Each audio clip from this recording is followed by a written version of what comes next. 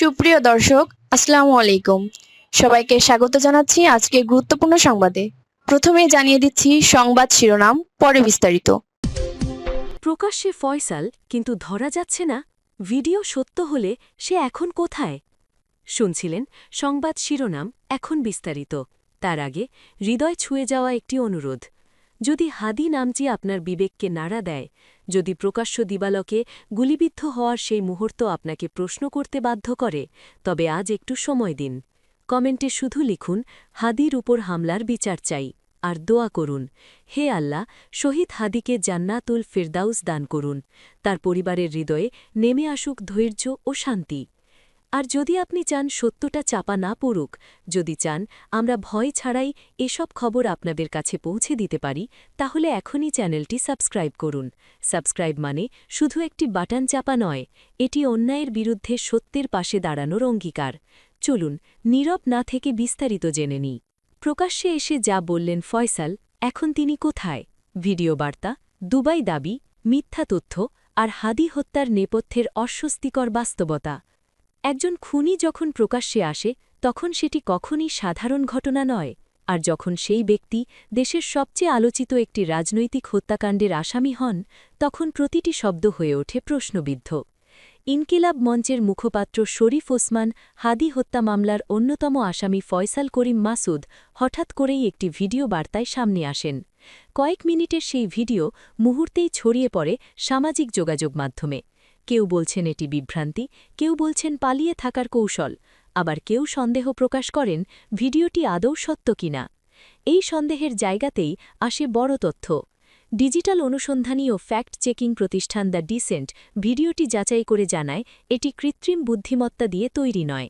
ভিডিওতে ফয়সালের চেহারা, মুখভঙ্গি ও কণ্ঠ বাস্তব ফয়সাল করিমের সঙ্গে পুরোপুরি সামঞ্জস্যপূর্ণ। ব্যাকগ্রাউন্ড নয়েজ বিশ্লেষণ সহ 4টি নির্ভরযোগ্য যাচাই টুল ব্যবহার করে তারা এই সিদ্ধান্তে পৌঁছেছে, অর্থাৎ ভিডিওটি সত্য। কিন্তু ভিডিওর ভেতরের কথাগুলো কি সত্য? ভিডিওতে ফয়সাল করিম দাবি করেন তিনি বর্তমানে দুবাইয়ে অবস্থান করছেন। কিন্তু এখানেই প্রথম বড় প্রশ্নের জন্ম হয়, কারণ ভিডিওটি ছাড়া তার পক্ষে কোনো প্রমাণ নেই।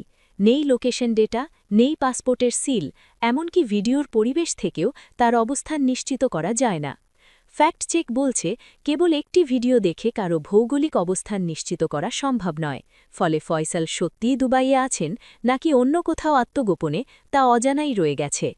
ভিডিওতে ফয়সালের সবচেয়ে বিতর্কিত বক্তব্য আসে হত্যাকাণ্ডের মূল মুহূর্ত নিয়ে। তিনি দাবি করেন হাদি হত্যার সময় ব্যবহৃত মোটরসাইকেলে তিনি ছিলেন না। এই বক্তব্য প্রকাশ্যে আসার পর অনেকেই বিভ্রান্ত হন, কিন্তু তদন্ত বলছে ভিন্ন কথা। দ্য ডিসেন্ট এই দাবিকে সরাসরি মিথ্যা হিসেবে চিহ্নিত করেছে। আইন শৃঙ্খলা বাহিনীর তদন্ত, আগের বিশ্লেষণ এবং দেশের শীর্ষ গণমাধ্যমে প্রকাশিত তথ্য অনুযায়ী মোটরসাইকেলের পেছনে বসে গুলি চালিয়েছিলেন ফয়সাল করিম নিজেই। চালকের আসনে ছিলেন তার সহযোগী আলমগীর শেখ। তাহলে প্রশ্ন আসে, একজন আসামি প্রকাশ্যে এসে কেন এমন একটি মিথ্যা দাবি করবেন? ভিডিওতে ফয়সাল আরও অভিযোগ করেন শরীফ ওসমান হাদি তাকে মন্ত্রণালয় থেকে কাজ পাইয়ে দেওয়ার আশ্বাস দিয়ে অগ্রিম 5 লাখ টাকা নিয়েছিলেন। এই বক্তব্য নতুন করে আলোড়ন তোলে, কিন্তু তদন্ত সংশ্লিষ্ট সূত্রগুলো জানায় হাদির জীবদ্দশায় তার বিরুদ্ধে তদবির বাণিজ্যের কোনো অভিযোগ পাওয়া যায়নি, বরং তিনি ছিলেন ক্ষমতাধর মহলের অনিয়মের বিরুদ্ধে সোচ্চার এক কণ্ঠ। হাদির মৃত্যুর পরও ফয়সালের এই দাবির পক্ষে কোনো ধরনের প্রামাণ্য তথ্য পাওয়া যায়নি। এদিকে হত্যাকাণ্ডের দিনটির ঘটনা আরও ভয়াবহ। গত 12 ডিসেম্বর দুপুর আনুমানিক 2:20 রাজধানীর পল্টন থানার বক্স কালভার্ট রোড এলাকায় জুমার নামাজ শেষে হাদি যখন সোহরাওয়ার্দী উদ্যানের দিকে যাচ্ছিলেন, তখন মোটরসাইকেল থেকে তাকে লক্ষ্য করে গুলি চালানো হয়। গুরুতর আহত অবস্থায় প্রথমে ঢাকা মেডিকেল কলেজ হাসপাতালে এবং পরে এভার কেয়ার হাসপাতালে নেওয়া হয়। অবস্থার অবনতি হলে 15 ডিসেম্বর তাকে এয়ার অ্যাম্বুলেন্সে সিঙ্গাপুর পাঠানো হয়। সেখানেই 18 ডিসেম্বর রাত 9:45 তার মৃত্যু হয়। হত্যাকাণ্ডের 18 দিন পর ডিএমপির অতিরিক্ত কমিশনার এস.এন. নজরুল ইসলাম জানান, তদন্তে ধারণা করা হচ্ছে আসামিরা অবৈধ পথে সীমান্ত বিনিয়ে ভারতের মেঘালয় রাজ্যে প্রবেশ করেছেন। এই মামলায় এখন পর্যন্ত 11 জন গ্রেফতার হয়েছেন।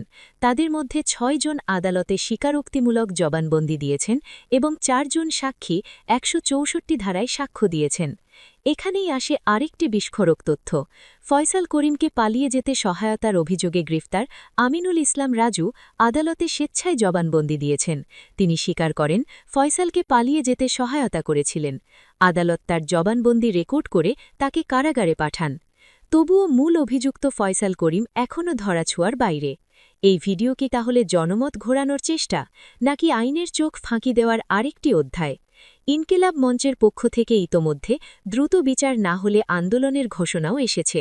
হাদি হত্যার বিচার শুধু একটি মামলার প্রশ্ন নয়, এটি এখন রাষ্ট্রের ন্যায় বিচারের পরীক্ষায় পরিণত হয়েছে।